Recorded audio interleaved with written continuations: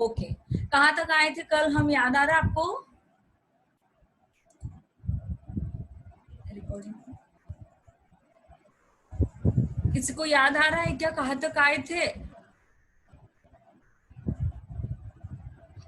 पल्लवी है, पूजा है, आप लोगों में से किसी को भी याद नहीं आ रहा है कि हम कहाँ तक आए थे?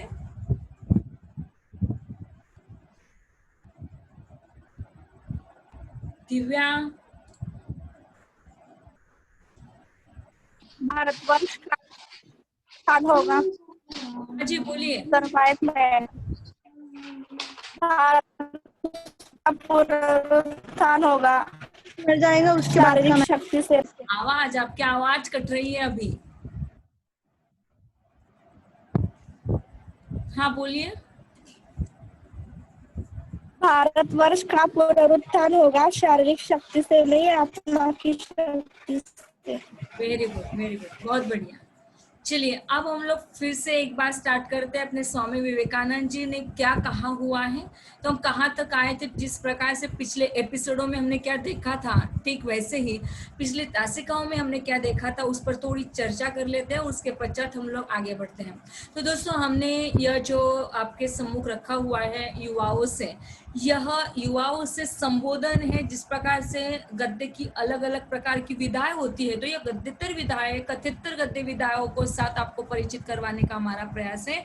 साथ ही में हम आपको यह बताना चाहते हैं कि युवाओं से यह जो संबोधन है आखिरी वाला संबोधन है, लेकिन आपको पहली तासिका में इसे लिया जा रहा है। इसका तात्पर्य केवल हमारा इतना है, प्रयोजन मात्र इतना है, क्योंकि आप लोग युवा हो और युवाओं को कैसे रहना चाहिए, है ना, निद्रावस्था में रहना चाहिए, सोए हुए रहना चाहिए या जागृत अवस्था में रहना चाहिए, बस इसीलिए हमारा ये लेक्चर हमने फर्स्ट तासिका में लेने का हमारा प्रयास है।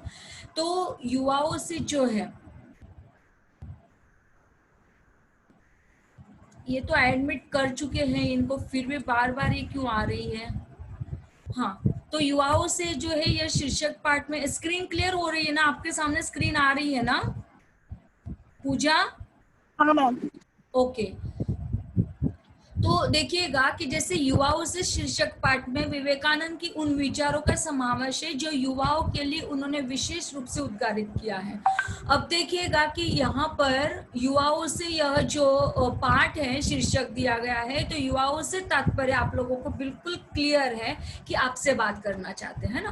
तो युवाओं के लिए उन्होंने विशेष रूप से उद्गारित किया है। वे देश के उत्थान के लिए, देश का यदि उत्थान करना है तो युवकों से बात करनी है। युवकों से तात्पर्य केवल मेल से नहीं है, पुरुषों से नहीं है, बल्कि युवकों से तात्पर्य युवा स्थिति से है ना। तो युवकों में से यही कार्यकर्ताओं का वो चयन करना चाहते थे और उनकी मान्यता है कि भारतवर्ष का पुनरुत्थान शारीरिक शक्ति से नहीं होगा, बल्कि आत्मा की शक्ति से होगा, आंतरिक चेतना से होगा। हम कल तक आपको बता चुके हैं, कल भी आपको हमने बताया था कि जिस प्रकार से शारीरिक बल के माध्यम से हम नानाविध रूपों में अपने आप को रक्षित कर सकते हैं, ठीक उसी प्रकार यदि आत्मा की उन्नति होगी, आत्मा की चेतना यदि हमारे साथ होगी, आत्मा की शक्ति यदि हमारी प्रबल होगी, तो निश्चित ही तौर पर इस भारत देश का उत्थान होने वाला है। तो देखिएगा कि नवीन भारत सभी वर्ग, स्थान तथा क्षेत्रों से उदित होगा। और फिर जब इस प्रकार की बातें होगी, तो जो हमारा नवीन भारत आने वाला है, तो नवीन भारत निश्चित तौर पर सभी वर्गों के साथ, सभी स्थानों के साथ, सभी क्षेत्रों के साथ उदित होगा। यदि भारत नहीं रहेगा, यदि ध्यान से देखिएगा, सुनिएगा, आपकी स्क्रीन पर जो दिखाया जा रहा है वो भी देखिएगा कि यदि भारत ही नहीं होगा तो सदाचार पूर्ण जीवन का ही संसार से विनाश हो जाएगा। फिर से एक बार, यदि भारत नहीं रहेगा तो सदाचार पूर्ण जीवन का ही इस संसार से विनाश हो जाएगा। देखिएगा कि जब बात चलती है भारत की और पूरे संसार की, तो यहाँ पर हमें पूरे संसार के विनाश के लिए केवल एकमात्र देश जो है वो फलीभूत होगा, वही कारणीभूत होगा, और जिसका नाम है भारत। यहाँ पर चर्चा चल रही है भारत को और दूसरी जगह पर चर्चा चल रही है पूरे संसार को बचाने की। तो देखिएगा दोस्तों, कहीं ना कहीं हम लोग जुड़े हैं भारत से, क्योंकि भारत की जो भूमि है यह भारत की भूमि संतों की भूमि कहलाती है। और जिस प्रकार का वक्तव्य आज का हो रहा है, जिस प्रकार का करने और कथनी दोनों में अंतर होता है, तो जिस प्रकार आज के डॉक्टर्स का जो व्यवहार है, या हम कहें कि मनुष्य का जो व्यवहार है, वह निरंतर बदलते चला जा रहा है। हम यह कहना चाहते हैं कि मनुष्य की मानवीयता से दूर होती चली जा रही है। तो कहीं ना कहीं हमें एहसास हो जाता है कि हमारा जो सदाचार पूर्ण व्यवहार है मनुष्य का, मनुष्य के प्रति होने वाला जो एहसास होता है, वो कहीं ना कहीं विनाश की ओर चला जा रहा है। कई प्रकार की फैमिलीज को यदि हम लोग देखेंगे तो हमें प्राप्त क्या हो रहा है, तो हमें दिखाई देता है कि यदि कोरोना के संक्रमण काल से पीड़ित एक फैमिली होती है, तो कई लोग उस फैमिली से पूरी तरह से परित्याज्य हो जाते हैं। कई लोग उनसे बात करना टालते हैं, कई उनके साथ रहना टालते हैं। क्यों, इसलिए टालते हैं, इसलिए टालते हैं कि कहीं हमें ये ना हो जाए। लेकिन बोलने से नहीं हो सकता, आप केवल मोबाइल पर बात करके उनसे हालचाल पूछ सकते हो। इसमें आपकी मानवीयता, इसमें आपका सदाचार का दर्शन हो रहा है दोस्तों। और यहाँ पर जब भारत नहीं रहेगा तो सदाचार पूर्ण जीवन का संसार से विनाश हो जाएगा। और निश्चित ही तौर पर जब हम कहते हैं कि भारत की भूमि संतों की भूमि है, तो निश्चित ही तौर पर यही संतों की भूमि भूतों की भूमि कहलाने में देर न लगेगी दोस्तों।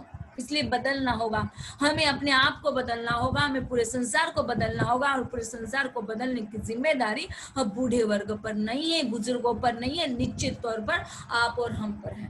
तो यहाँ पर पूरी तरीके से क्लियर हो रहा है दोस्तों कि यह भारत को यदि बचाना है, पूरे संसार को यदि बचाना है, तो भारत को बचाना होगा। भारत में रहने वाले हर व्यक्ति के जीवन में सदाचार पूर्ण व्यवहार को, जीवन के उस संसार को हमें यदि बचाना है, विनाश को यदि बचाना है, तो सबसे पहले भारत को बचाना होगा। और इसलिए स्वामी विवेकानंद जी आपसे कहते हैं, यदि भारत नहीं रहेगा तो सदाचार पूर्ण जीवन का ही संसार से विनाश हो जाएगा। त्याग और सेवा भारत के आदर्श है, हमें पता ही है। जैसे कि हम सभी लोग भारत में रहते हैं, तो भारत की खासियत क्या है कि त्याग, क्षमा, शांति, दया, आनंद, प्रेम, ये जो स्विच हम लोगों के पास होते हैं ना, तो कई बार ये सब महसूस करते, कई बार फील करते कि हम जब अपना बिहेव करते हैं तो ये दया, क्षमा, शांति, प्रेम, आनंद, इनके स्विच हम लोग ऑफ कर देते हैं। लेकिन जब समय आता है दोस्तों, तो इन्हीं त्याग सेवा के जो आदर्श हैं, उनके स्विचों को हम लोग ऑफ नहीं करते बल्कि ऑन कर देते हैं। और हमें ऑन करके जीवन जीना पड़ेगा दोस्तों, क्योंकि भारत का जो आदर्श है वह भारत का आदर्श त्याग के साथ है, सेवा के साथ है। अतः त्याग और सेवा भारत के आदर्श हैं। मरते दम तक गरीबों तथा पद दलितों के लिए सहानुभूति रखनी चाहिए। ये वाक्य जो है वो अंडरलाइन करके रखिएगा आपके दिल में, आपके दिमाग में, हो सके तो आपकी कॉपी में लिख लीजिएगा कि मरते दम तक गरीबों तथा पद दलितों के लिए सहानुभूति रखनी चाहिए। दोस्तों देखिएगा कि जब भी आप पर डिपेंड होने वाले, आप पर निर्भर होने वाले कई लोग हो सकते, शायद हो सकता है कि आपके घर में रहने वाला आपका ड्राइवर हो सकता है, आपके घर में रहने वाली आपकी कोई आपका कोई नौकर हो सकता है, बर्तन वाली हो सकती, कपड़े वाली हो सकती, जो भी हो। लेकिन ध्यान में रखिएगा कि जब आप पर कोई व्यक्ति डिपेंड होता है, आप पर कोई व्यक्ति आश्रित होता है, तो आपको आप पर आश्रित होने वाले व्यक्ति को दुख देने की कोशिश बिल्कुल मत कीजिएगा। मरते दम तक, कौन सी बात आपको याद रखनी है, देखिएगा, मरते दम तक गरीबों तथा पद दलितों के लिए सहानुभूति रखनी चाहिए। अब यह जो सहानुभूति रखने की कोशिश यहाँ पर हमें स्वामी विवेकानंद जी करना चाहते हैं, निश्चित ही तौर पर यह सारी चीजें करने का प्रयास उनका यही है कि जब जब भी बात चलती है युवाओं की, तो युवाओं के साथ साथ युवा अवस्था में रहने वाले जितने भी लोग रहते हैं, चाहे वो मेल हो चाहे वो फीमेल हो, इन सबके सानिध्य में रहने वाले, इन सबके साथ में रहने वाले, सभी साथ में रहते, सभी एक क्षेत्र में रहते, सभी वर्गों के लोग हैं। अब यहाँ पर कोई गरीब है, कोई अमीर है, यहाँ पर कोई उच्च शिक्षित है, कोई पढ़ा लिखा है, कोई पढ़ा लिखा नहीं है, इनकी बात नहीं है दोस्तों। तो मरते दम तक हमें गरीबों को और पद दलितों की सहानुभूति रखनी ही चाहिए। यहाँ तक क्लियर हुआ? Yes ma'am. Very good. आगे यस मैम। आगे बढ़े हम लोग। Yes ma'am. Very yes ma'am. निडर होकर, निडर होकर उनके उत्थान का कार्य करना चाहिए। देखिएगा कि जब बात चलती मरते दम तक गरीबों और पददलितों के लिए सहानुभूति रखने की, तो निश्चित ही तौर पर हमें निडर होकर कार्य करना चाहिए। कई बार हम लोग डर के मारे कार्य नहीं कर सकते दोस्तों, कि ये देखिएगा कि जब हम लोग संसार में विचरण करते हैं ना, तो ये क्या कहेगा, वो क्या कहेगा, वो मुझसे क्या कहेगा, यदि मैंने इसका साथ दिया, मैंने उसके साथ बात की, मैं उसके साथ घूमने के लिए गई, तो ये क्या कहेगा। नहीं दोस्तों, तो आपको डरने की बिल्कुल आवश्यकता नहीं है, जरूरत नहीं है आपको, बल्कि हम ये कहना चाहेंगे कि आपको निडर होना है, और निडर होकर उनके उत्थान का आपको कार्य करना चाहिए। मतलब किन लोगों के लिए उत्थान का कार्य करना चाहिए मरते दम तक, तो गरीबों के लिए, पददलितों के लिए आपको कार्य करते रहना चाहिए। मनुष्य को सबसे पहले मनुष्य बनने का प्रयत्न करना चाहिए। अभी अभी हमने आपसे बात की दोस्तों, अभी इसके पूर्व के लेक्चर में भी हमने आपसे डिस्कस किया था कि बॉम्बे में रहने वाला एक जो नवयुवक है, उसकी डेथ हो जाती है बिना उसकी कशिश के, बिना उसके प्रयास से, कि जबकि पूरी की पूरी अथॉरिटी जो थी वह उस डॉक्टर की थी, उस रिपोर्ट्स देने वाली थी, लेकिन रिपोर्ट्स देने वाले बंदे ने रिपोर्ट्स गलत दे दिया, और जिस कारण उस बालक का, उस युवक का पूरा नुकसान हो गया, पूरी जिंदगी से उबर गया। और इतना ही नहीं, तो जब उसकी डेथ हो जाती है, तब हम लोग क्या पाते हैं कि उसके परिवार में रहने वाले, उसके जो बाल बच्चे, उनको देखने वाला कोई नहीं है। और जब हम लोग इस प्रकार का वक्तव्य करने के लिए कोशिश कर रहे हैं दोस्तों, तो निश्चित ही तौर पर कहीं ना कहीं हमें उस परिवार के लिए सहानुभूति होना, उस परिवार के लिए कुछ सेवा देना हम लोगों का नैतिक कर्तव्य बन जाता है। तमाम ऐसे लोग हैं दोस्तों कि जिसके लिए उनकी मृत्यु हो जाती है, कई देश सेवा के लिए मृत्यु हो जाती है, कहीं किस जगह पर किसी की आकस्मिक मृत्यु हो जाती है, लेकिन हमारे अंदर का मनुष्य न जाने कहाँ पर मर चुका है दोस्तों, हमारे अंदर की सहानुभूति न जाने कहाँ पर मर चुकी है। क्योंकि हम लोग चाहते हैं दोस्तों कि हम लोग वार्तालाप न करें, उनके सानिध्य में न जाएं, लेकिन एकमात्र ऐसा मोबाइल, एकमात्र ऐसा साधन मात्र है दोस्तों कि हम केवल कॉल करके हम उनकी पूछताछ कर सकते हैं, और ये सहानुभूति जो है उनके दिल में, उनके दिमाग में, उनके घर वाले लोगों के दिल में इस प्रकार से छा जाते कि वह मनुष्य कम से कम उस दुख से उबरने का प्रयास तो करता है। और इसीलिए जब निडर होकर हमें उनके उत्थान का कार्य करना है, तो मनुष्य को सबसे पहले मनुष्य बनने का प्रयत्न करना चाहिए।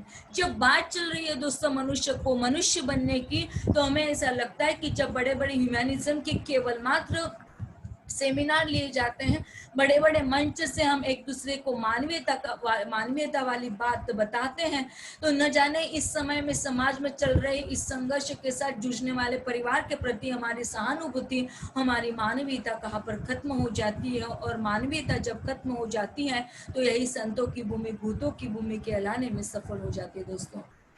तो सुधार की अपेक्षा, मतलब मनुष्य को सबसे पहले मनुष्य बनने का प्रयत्न करना चाहिए, और सुधार की अपेक्षा स्वाभाविक उन्नति अधिक महत्वपूर्ण होती है। मतलब हमें यदि सुधार लाना है, तो यह सुधार औरों में नहीं, बल्कि यह सुधार हमें अपने आप में लाने का प्रयास करना चाहिए दोस्तों। और ठीक है, पूजा माइक ऑफ कर दीजिएगा,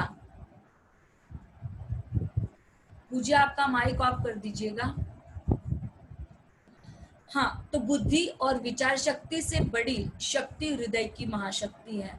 देखिएगा क्या कहना चाहते हैं हमें यहाँ पर स्वामी विवेकानंद जी, कि बुद्धि और विचार शक्ति से बड़ी शक्ति हृदय की महाशक्ति है। देखिएगा कि मनुष्य जो बना हुआ है, मनुष्य दो चीजों से बना है दोस्तों, एक है उसका हृदय और दूसरा है उसका टैलेंटस मस्तिष्क। हृदय से आते हैं, क्या आते हैं हृदय से, हृदय से क्या आते हैं बताइएगा। महाशक्ति। हृदय से क्या आते हैं, हृदय से क्या आता है, महाशक्ति। हृदय से क्या आता है, फिर से एक बार पूछना चाहेंगे, हृदय से क्या आता है। प्रेम। हृदय से क्या आता है,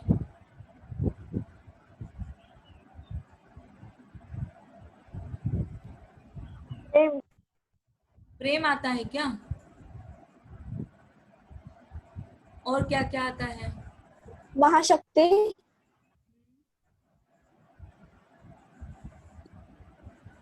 और क्या आता है हृदय से, देखिए बेटा, हम आपको कहना चाहते हैं कि मनुष्य जो है वह मस्तिष्क से बना हुआ है, वही मनुष्य जो है वह हृदय से भी बना हुआ है ना। अब जब मनुष्य की बात कर रहे हैं हम, तो मनुष्य की बात करते हुए मनुष्य दो चीजों से बना हुआ है। एक तो उसके साथ आने वाली उसकी भावनाएं, और मस्तिष्क के साथ आने वाले उसके विचार। क्लियर हो रहा है आपको? समझ में आ रहा है? हाँ। हाँ। तो हम लोग बात कर रहे थे मनुष्य की, और बात कर रहे थे भाव भावनाओं की, और भाव भावनाओं के साथ पनपने वाले मस्तिष्क के साथ आने वाले विचारों की। तो क्या हम लोग इस प्रकार से कार्य करते हुए हम ये भूल जाते हैं कि हमारा वक्तव्य क्या होता है, हम लोग किस प्रकार का कार्य करने के लिए लोलुप हो जाते हैं, है ना।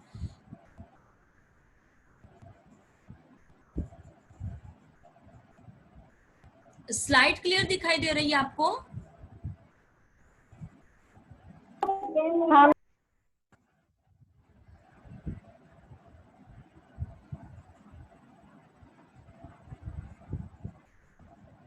हाँ, ठीक है। तो क्या भारत मर जाएगा? तब तो संसार से सारी आध्यात्मिकता का समूल नाश हो जाएगा और सदाचार पूर्ण आदर्श जीवन का विनाश हो जाएगा। धर्मों के प्रति सारी मधुर सहानुभूति नष्ट हो जाएगी। ये हो गया था क्या अपना? हाँ था मिस कल। हुआ था कल। इसे बीच में से पता नहीं कहाँ से चलना आ गया ये तो। एक मिनट, थोड़ा सा ढूंढ लेते हैं।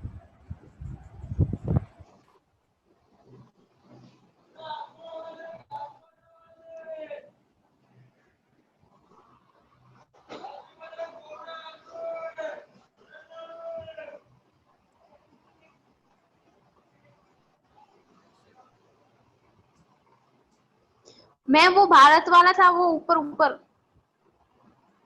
यस। हाँ, ये क्या भारत ये पैरा हो गया था। ओके ओके ओके, यही चल रहा है ना अपना? हाँ ये हो गया था ना कल? मैम, ये हो गया। ये वाला पेज हो गया है मैम, उसके नीचे वाला। ओके, यही ये भी हो गया है ना। ये हमने आपको बताया था किसानों की कुटी मचुआ। क्या भारत मर जाए? यहाँ से तो स्टार्ट हाँ, ये करते हैं। भारत क्या हो गया, ये पैरा हो गया था मैम। अब यहाँ से भारत के राष्ट्रीय आदर्श है। Yes, तो देखिए ना, हम आपको वही तो बताना चाहते हैं दोस्तों कि जब बात चल रही है पिछले तासिकाओं की, तो हम पिछले तासिकाओं में कहाँ तक आए थे, तो हम लोग यहाँ तक आए थे, यही बताने का प्रयास हमारा है। तो धन जो है वह धन उनका पुरोहित होगा। जब भावुकता की बात चलती है ना, तो भावुकता कहाँ से आती है? तो मनुष्य के पास हृदय होता है। हमने आपको बता दिया कि मनुष्य दो चीजों से बना है, एक तो हृदय है उसके पास में, और दूसरा मस्तिष्क है। मस्तिष्क के साथ वह सोचता है, समझता है, लेकिन हृदय के साथ भाव भावनाओं के साथ में वह तादाद में स्थापित करता है। तो दोस्तों देखिएगा कि जब सहानुभूति मनुष्य के साथ रहती है, तो यही सहानुभूति के साथ साथ उसकी भावुकता भी लोप हो जाती है। जब सहानुभूति किसी व्यक्ति के प्रति नहीं रहती, तो भावुकता भी नष्ट हो जाती। जब भावुकता नष्ट हो जाती, तो मानवीयता नष्ट हो जाती, और उसके स्थान में फिर जब ये सारी चीजें नष्ट हो जाती, तो उसके स्थान में काम रूपी देव और विलासिता रूपी देवी राज्य करेगी। काम रूपी देव का मतलब क्या होता है?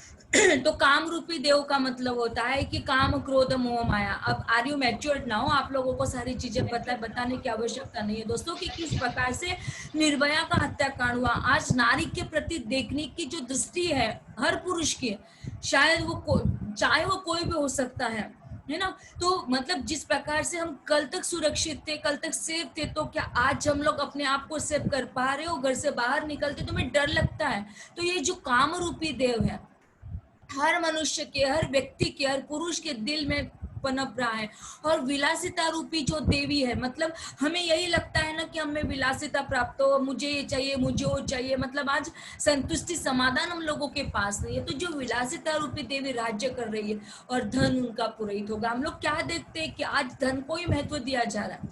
आज मनुष्य की मानवीयता दूर होती चली जा रही है। मनुष्य का जो दृष्टिकोण है वो बदल रहा है। प्रताड़ना हो रही है, उसका पार्श्विक बल, प्रतिद्वंदिता, यही उसकी पूजा पद्धति होगी। मतलब आपको याद दिला दे कि हवन होता था, यज्ञ पूजन हुआ करता था, लेकिन आज की पूजा पद्धति अलग हो गई है। हम एक दूसरे की प्रताड़ना करने में माहिर हो रहे हैं, एक दूसरे को बलि देने के लिए, एक दूसरे की प्रतिद्वंदिता, मतलब हम लोग प्रतिशोध ले लेते हैं, और जब हम लोग प्रतिशोध लेते हैं तो यही हमारी पूजा पद्धति भी बन गई है, और साथ ही में मानवता उनकी बलि सामग्री हो जाएगी। मतलब हम लोग बलि दे पाएंगे, लेकिन बलि किसकी होगी? तो हमारे मानवीयता की, और ऐसी दुर्घटना कभी हो नहीं सकती। भारत जैसे देश में हमारी सारी आध्यात्मिकता का समूल यदि नष्ट नहीं करना है, हमें यदि उसे बचा लेना है, तो यदि हमें इन सारी चीजों से बचना है दोस्तों, तो हमारी आध्यात्मिकता को हमें बचाना होगा।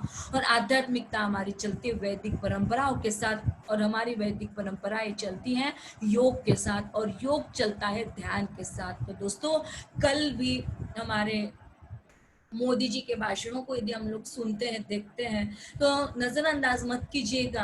हम किसी विशेष पार्टी का और बिल्कुल ध्यान नहीं देते हैं, लेकिन जिस प्रकार से घर का मुखिया अपना होता है, ठीक उसी प्रकार देश का मुखिया अपना है, उनकी बातों को आत्मसात करना हमारा परम उत्तरदायित्व होता है दोस्तों।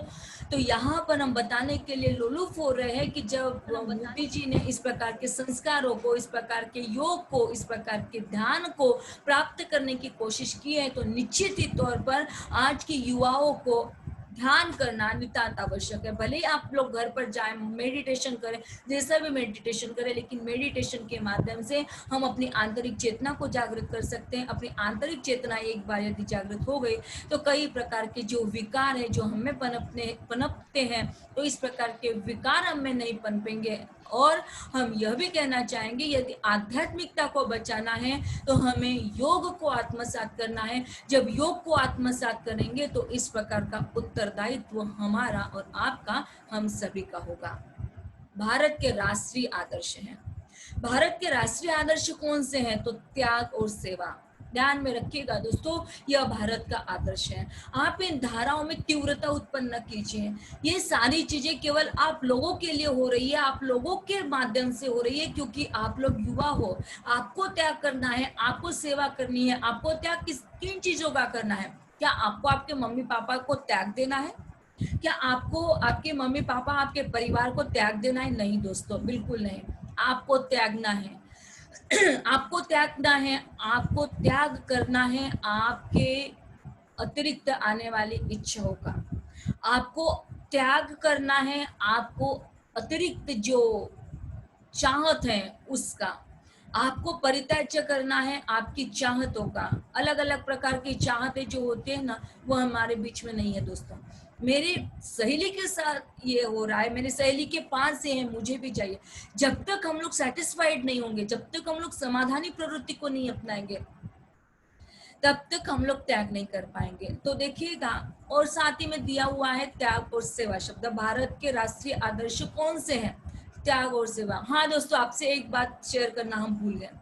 शेयर आपसे इसलिए ये सारी चीजें करना चाहते कि आपको करना क्या है। जैसे आपका कल का पहला लेक्चर हुआ, तो कल की तासिका में और आज की तासिका में आपको वीडियो लेक्चर जो है हमने आपको गूगल क्लासरूम में डाल चुके हैं। आज का लेक्चर भी हम गूगल क्लासरूम पे डाल देंगे। आपके गूगल क्लासरूम में ये जो पूरा का पूरा संबोधन है पूरा डाल चुके हैं। ध्यान में रखिएगा कि आपको एकोत्तरीय प्रश्न मंजूषा इसके साथ तय करनी है। अब एकोत्तरीय प्रश्न मंजूषा कैसे होगी? जैसे पहला होगा कि संबोधन युवाओं से यह किसने लिखा है, तो यह विदा लिखी है स्वामी विवेकानंद जी ने। ये जो युवाओं से है, यह गद्य की कौन सी विधा में आता है? तो गद्य की विधा संबोधन, इसमें यह आता है। तो इस प्रकार हर एक व्यक्ति को 5-5 प्रश्न तैयार करने हैं प्रतिदिन। कल के 5 प्रश्न और आज के 5 प्रश्न, ऐसे 5-5 प्रश्न तैयार करके आपको गूगल क्लासरूम पर डलवाने हैं। कंपलसरी रूप में है, इसमें कोई दो राय नहीं है कि कोई बच नहीं सकता है। जितने बच्चे आज रेगुलर हैं, उतने बच्चों को तो एक कंपलसरी करना ही करना है। साथ ही में जितने बच्चे गूगल क्लासरूम पर जुड़ते हैं, जितने बच्चे कथितर गद्य में प्रवेशित हो चुके हैं, उन सबके लिए कंपलसरी है। मतलब अब आपकी बारी आती है कि आपको कहीं ना कहीं वह लेक्चर पढ़ना है, सुनना है, फिर से एक बार उसे आत्मसात करना है। और 5-5, आज के 5 हुए, कल के 5 हुए, तो इस प्रकार से आपको तैयार करके हर एक के अलग अलग रूप में वो प्राप्त करके गूगल क्लासरूम पे डलवाना है। क्लियर हो गए आप लोग? समझ में आया आपको क्या होमवर्क दिया जा रहा है, असाइनमेंट क्या दिया जा रहा है? मैम फिर से एक बार था वो बताइए। इसमें भी करना है क्या? आपको बताया जा रहा है कथेतर गद्य साहित्य का यह जो आपका पेपर है आज और कल का ही नहीं, जितने लेक्चर्स को आप लोग अटेंड करोगे और नहीं भी आपने लेक्चर्स अटेंड किया तो 5-5 प्रश्न आपको डेली 5-5 प्रश्न तैयार करके गूगल फॉर्म पर डालने, गूगल क्लासरूम पर डालने ही डालने हैं। क्लियर हो गया आपको? Okay ma'am. मैम प्रश्न भी होगा, प्रश्न के साथ नीचे उत्तर भी होगा। प्रश्न कैसे तैयार करोगे ये बता दिया आपको। पहला प्रश्न यदि आपका तैयार होता है कि युवाओं से यह पाठ किसके द्वारा रचित है, तो नीचे आपका आंसर होना चाहिए युवाओं से यह जो गद्य पाठ है यह स्वामी विवेकानंद जी के द्वारा रचित है। दूसरा प्रश्न तैयार हो सकता है आपका इसी कथेतर गद्य साहित्य के भीतर कि युवाओं से यह जो विधा है यह कौन सी गद्य की विधा में आता है, तो युवाओं से यह जो गद्य पाठ है संबोधन विधा में आता है। दूसरा प्रश्न तैयार हो गया। तो इस प्रकार से आपको यहाँ तक आते हुए आपको गूगल क्लासरूम पे यदि जाते हैं तो पूरा का पूरा पाठ दे दिया है। ध्यान में रखिएगा कि वीडियो को तैयार करने बाकी है, लेकिन आपको पूरा गद्य पाठ जो है जैसे स्क्रीन पर दिखाया जा रहा है ऐसी पीडीएफ फाइल हमने उस जगह पर डाली है। तो आप लेक्चर को भी सुनिएगा, साथ में आप यदि वो पढ़ते हैं तो उसके साथ भी आप एकोत्तरी प्रश्न को तैयार कर सकते हैं। कोई यदि आपको प्रश्न उभर कर आता है तो मोबाइल आपके पास पड़ा हुआ है, मेरे पास पड़ा हुआ है, आप लोग कॉल कर सकते हो। यदि समझ में ना आता हो तो अभी यदि कोई आपको प्रश्न है तो आप लोग पूछ सकते हो। किसी को कोई प्रश्न है क्या? जो आपको ये बातें बताई, आपको बताया कि आपको प्रश्न कैसे तैयार करने हैं, इसके संदर्भ में आपको यदि कोई प्रश्न होगा तो आप लोग पूछ सकते हैं। मैम वो कमेंट में लिखना है का प्रश्न उत्तर? कमेंट्स में लिखिएगा, नहीं तो असाइनमेंट होती है, असाइनमेंट में भी आप लोग लिख सकते हो। कमेंट्स में लिख दीजिएगा, आपको जहां पर आसानी हो। कमेंट्स में भी लिख सकते, कोई बात नहीं। Okay ma'am. ठीक है, तो चलिए मैम नहीं तो पीडीएफ बना के फोटो सेंड कर सकते हैं ना? हाँ, पीडीएफ बनाकर भी फोटो सेंड कर सकते हैं, चलेगा वो भी। आप लोग लिख लीजिएगा, पीडीएफ तैयार करके वो भी सेंड कर दीजिएगा। लेकिन ध्यान में रखिएगा कि ब्लैक पेन से ही होना चाहिए, क्योंकि जब हम लोग राइटिंग करते हैं वो ब्लू पेन से यदि होती है तो वो पिक्चर क्लियर नहीं होगा। क्लियर हुए ना आप लोग? ठीक है। Okay ma'am. Yes ma'am. हाँ, तो भारत के राष्ट्रीय आदर्श त्याग और सेवा है, और आप इन धाराओं में तीव्रता उत्पन्न कीजिए और शेष अपने आप सब काम ठीक हो जाएंगे। तुम काम में लग जाओ, फिर देखोगे इतनी शक्ति आएगी कि तुम उसे संभाल भी न सकोगे। कितनी प्यारी और यथार्थ भरी बातें बता दी दोस्तों इन्होंने। क्या आप इन धाराओं में तीव्रता उत्पन्न कीजिए। कौन सी धारा बताई उन्होंने? 2 धारा बताए। प्रश्न तैयार हो सकता है कि भारत के राष्ट्रीय आदर्श कौन से हैं? त्याग और सेवाएं भारत के राष्ट्रीय आदर्श हैं। तो इन धाराओं में हमें तीव्रता उत्पन्न करनी चाहिए। तो तीव्रता कैसे उत्पन्न करनी है? और जब हम लोग इसमें त्याग और सेवा में, जब हम लोग त्याग करते जाएंगे, है ना, त्याग करने चाहेंगे अति की, त्याग करते जाएंगे अपनी कल्पनाओं की, त्याग करने चाहेंगे अपने विचारों की, और जब हम लोग त्याग करते चले जाएंगे तो हम लोग अपने आप निसंकोच रूप से सेवा करते जाएंगे। और ये जो निसंकोच रूप से करने वाली जो सेवा है, यही सेवा आपको दुआ देगी, और यही दुआओं के साथ जब तीव्रता उत्पन्न हो जाएगी तो अपने आप सारा कार्य ठीक हो जाएगा। तुम बस काम में लग जाओ। क्या कहना चाहते हैं स्वामी विवेकानंद जी? आपसे परामर्श देना चाहते हैं, आपको यही उनका परामर्श है कि तुम बस काम में लग जाओ, फिर देखोगे इतनी शक्ति आएगी कि तुम उस शक्ति को संभाल ही ना सकोगे। दूसरों के लिए रत्ती भर सोचने, काम करने से भीतर की शक्ति जाग उठती है। दोस्तों, ये जो वाक्य आपको बार बार समझाने का प्रयास कर रहे हैं, ये वाक्य आपको आरसी के लिए पूछा जा सकता है। अब आरसी का मतलब तो हमारी समझ में नहीं आया। अब आपके सामने है आरसी, आरसी का मतलब है रूपाली चौधरी। तो निश्चित तौर पर जो वाक्य आपको दिया जा रहा है वो वाक्य रूपाली चौधरी नहीं है। तो आरसी का मतलब होता है रेफरेंस कॉन्टेक्ट, जिसे हम कहेंगे संदर्भ स्पष्टीकरण। तो आपको यह वाक्य दिया जाएगा कि दूसरों के लिए रत्ती भर सोचने, काम करने से भीतर की शक्ति जाग उठती है। इस अवतरण को आप स्पष्टीकरण कीजिए। तो आप उसमें क्या लिखोगे? तो प्रस्तुत वाक्य जो है, यह प्रस्तुत वाक्य युवाओं से संबोधन के द्वारा लिखित है। युवाओं से यह जो संबोधन है, ये स्वामी विवेकानंद जी के द्वारा लिखित संबोधन इस गद्य की विधाओं से लिया गया है। और यह जो वाक्य है, यह वाक्य हमें परामर्श देता है युवाओं के लिए, हमें भारत के राष्ट्रीय आदर्श को कैसे बचाना है, त्याग और सेवा में किस प्रकार से तीव्रता उत्पन्न करनी है। और जब हम त्याग और सेवा को, तीव्रता को आत्मसात करेंगे, तो जो परिस्थिति हम पर आई है, वो परिस्थिति सब ठीक हो जाएगी।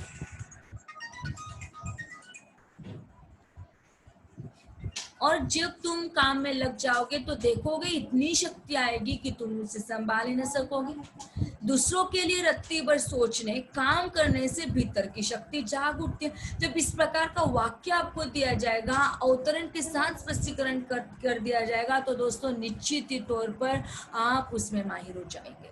तो दूसरों के लिए रत्ती भर सोचने, काम करने से भीतर की शक्ति जाग उठती है। दूसरों के लिए रत्ती भर सोचने से धीरे धीरे हृदय में सिंह का सा बल आ जाता है। देखिएगा कि जब हम दूसरों के लिए सोचते हैं ना, दूसरों के लिए, अपने आप के लिए तो सब सोचते हैं कि मेरे पास क्या है, मैं क्या पाना चाहता हूँ, मुझे क्या करना है, मुझे क्या प्राप्त करना है। तो जब भी दूसरों के लिए रत्ती भर सोचते हैं और काम करने से भीतर की शक्ति जाग उठती है, तो धीरे धीरे हमारे हृदय में सिंह का सा बल आ जाता है। देखिएगा कि जब तुम लोगों से, तो कितनी प्यारी बात आपसे करना चाहते स्वामी विवेकानंद जी। देखिएगा कि तुम लोगों से मैं इतना स्नेह करता हूँ, मतलब युवाओं से मैं इतना प्यार करता हूँ, परंतु यदि तुम लोग दूसरों के लिए परिश्रम करते करते मर भी जाओ, तो भी यह देखकर मुझे प्रसन्नता ही होगी। कौन ऐसा व्यक्ति है दोस्तों कि जो दूसरों के लिए काम करता है, और मेरा अपना यदि दूसरों के लिए काम करते करते मर जाता है, तो मुझ में वो प्रसन्नता होगी। निश्चित ही तौर पर स्वामी विवेकानंद जी का यह जो प्रस्तुत वाक्य है, सराहनीय है यह वाक्य, और आप लोगों के दिल में, दिमाग में रखने के लिए आवश्यक है दोस्तों। यह केवल आज के तासिका के लिए नहीं, बल्कि सिलेबस में दिया गया यह वाक्य इसलिए नहीं दोस्तों, तो आपकी जिंदगी में यह कायम रूप में, मतलब जब तक आपके देह में प्राण है, तब तक आप इसे संभाल कर रखिएगा। क्योंकि उन्होंने, स्वामी विवेकानंद जी ने जो बातें हम लोगों से शेयर की, वह उस जमाने में उन्होंने युवाओं से कही थी। और निश्चित ही तौर पर ये जो संपादक मंडल हमारा है ना, 71 गद्य की जो बुक है, वो कल की तासिका में हम आपको बताएंगे कि निश्चित ही तौर पर कुछ सोच समझ कर ही जो हमारे यूनिवर्सिटी का पैनल है, और खास तौर पर स्वाभाविक के तौर पर हमारे महाविद्यालय के हिंदी विभागाध्यक्ष जो है, तो हिंदी विभागाध्यक्ष के ऋण में हम लोग रहना चाहेंगे, क्योंकि यही संपादक मंडल है दोस्तों। डॉक्टर सुनील कुलकर्णी सर जी जो है, जो यूनिवर्सिटी में कार्यरत है, और हमारे विभागाध्यक्ष, चूंकि आप लोग सभी जानते हैं, रणखांबे सर जी के द्वारा यह संपादक मंडल जो है, इन्होंने इस प्रकार के सभी चीजों को लाने का, 71 गद्य विधाओं को प्रस्तुत करने का प्रयास किया। तो आज की आवश्यकता है दोस्तों, और आज की आवश्यकताओं को ध्यान में रखकर ये जो संपादक मंडल ने डाला है, निश्चित ही तौर पर सराहनीय है। और इसीलिए मुझे ऐसा लगता है कि यह जो स्वामी विवेकानंद जी ने उस समय में उन युवाओं के साथ बात कही थी, वही बात आज आप लोगों के साथ कहने का तात्पर्य केवल इतना है कि आप लोग जो सोए हुए हो, आपको जगाने के लिए प्रयास किया जा रहा है, जागृत अवस्था को प्राप्त करना है। दूसरों के लिए मर मिटने की बात आज चल रही है दोस्तों। तो जब दूसरों के लिए मर मिटने की बात चलती है, तो निश्चित ही तौर पर कहीं ना कहीं हमारे भीतर की शक्ति को हमें जागृत करना होगा। हम लोग सोचते रहते हैं काम करने के लिए कि नहीं, हम इनके घर पर कैसे जाएं, इनको तो कोरोना पॉजिटिव है, तो हम लोग इनके घर पर कैसे जाए। तो दोस्तों, जब तक हमारे दिल से डर निकल नहीं जाएगा, तो यहाँ पर हमें यह स्नेह के साथ प्रकट करने के लिए वह स्वामी विवेकानंद जी क्या कहना चाहते हैं कि तुम लोगों से मैं इतना प्यार करता हूँ, मैं इतना स्नेह करता हूँ कि यदि तुम लोग दूसरों के लिए परिश्रम करते करते मर भी जाओ, तो भी यह देखकर मुझे प्रसन्नता होगी। इतना प्यार करते हैं आप पर, इतनी प्रसन्नता रखने वाला एकमात्र इंसान है, और वो स्वामी विवेकानंद जी। सलाम है दोस्तों उनके विचारों को, उनकी वाणी को, और उनके किए गए कर्तृत्व को, उनके द्वारा प्रेरित होने वाले उन युवाओं को। तो हमें यही लगता है कि इसके द्वारा, इस संबोधन के जरिए यदि मेरे जो 12 बच्चे जुड़ चुके हैं यहाँ पर, तो 12 बच्चों के साथ जुड़ने वाले जितने परिवार हैं, मुझे एहसास है दोस्तों, मुझे पता है कि यह जो लेक्चर हमारा चल रहा है, निश्चित ही तौर पर आपके घर के परिवार के लोग भी देख रहे होंगे, सुन रहे होंगे, और निश्चित तौर पर यदि वो नहीं सुन पा रहे हैं तो आप आपके घर में यह जो पाठ है आपके ही द्वारा क्यों न आप उनको सुनाइएगा कि किस प्रकार के देश की वास्तविक स्थिति चल रही है और हमारा उत्तरदायित्व आज का क्या है। हमें अपने घर में रहकर अपने घर को तो प्रोटेक्ट करना है दोस्तों, लेकिन अपने परिवेश को भी प्रोटेक्ट करना है। ये सारी जिम्मेदारी अब युवाओं पर आकर रही है दोस्तों। तो हमें एक युवा शक्ति होने के नाते आप सभी के लिए एक ललकार भरी आवाज को प्रस्तुत करना चाहते हैं कि वो चीज जो हमारे स्वामी विवेकानंद जी ने उस समय में कही थी और उसी समय की बातों को निश्चित तौर पर हमें आत्मसात करना होगा और उन्हीं आत्मसात करने वाले विचारों को हमें सुनना होगा, अपने आचरण में लाना होगा। और जब हम अपने आचरण में उसे लाओगे तभी शायद हमारा जो भारत देश है, जो इस श्रृंखला में बढ़ता चला जा रहा है, संघर्षरत हो रहा है, तो वह बचने में कामयाब होगा। केवल वही व्यक्ति सबकी अपेक्षा उत्तम रूप से कार्य करता है जो पूर्णतः निस्वार्थी है, जिसे न तो धन की लालसा है, न कीर्ति की और न किसी अन्य वस्तु की। और मनुष्य जब ऐसा करने में समर्थ हो जाएगा तो वह भी एक बुद्ध बन जाएगा और उसके भीतर से ऐसी शक्ति प्रकट होगी जो संसार की अवस्था को संपूर्ण रूप से परिवर्तित कर देगी। हमने आपको अभी भी बताया, आंतरिक चेतना जब जागृत हो जाती है दोस्तों, तो निश्चित ही तौर पर मनुष्य की आंतरिक चेतना जागृत होने के पश्चात मनुष्य में परिवर्तन आने लगता है। जब देखिएगा कि जब व्यक्ति अपेक्षा के रूप में उत्तम रूप से कार्य करता है, तो उत्तम रूप से कार्य करने वाला वह व्यक्ति निस्वार्थ रूप में कार्य करता है, प्यार करता है, लेकिन वो प्यार उसका निर्वाज्य रूप में होता है। आपके घर में आपकी मम्मा आपसे प्यार करती है, वो जो कार्य करती है सुबह से लेकर रात तक, कितना वो काम करते, लेकिन जितना वो काम करते, आपके पिता कितना कार्य करते, लेकिन आपको पता नहीं चलता। तो उनका जो प्यार करने का तरीका है वो निश्चित ही तौर पर सराहनीय है। निस्वार्थ होकर, निर्वाज्य होकर वो आपसे प्यार करते हैं। उन्होंने कभी ये लालसा नहीं रखी कि आगे जाकर यही बच्चे जो है, या जो लड़का है या जो लड़की है, जब हम लोग बीमार हो जाएंगे तो ये बच्चा या बच्ची हमारे साथ अच्छा बर्ताव करेगी नहीं करेगी, हमें खाना खिलाएगी नहीं खिलाएगी, जब हम बूढ़े हो जाएंगे तो क्या हमारी हाथ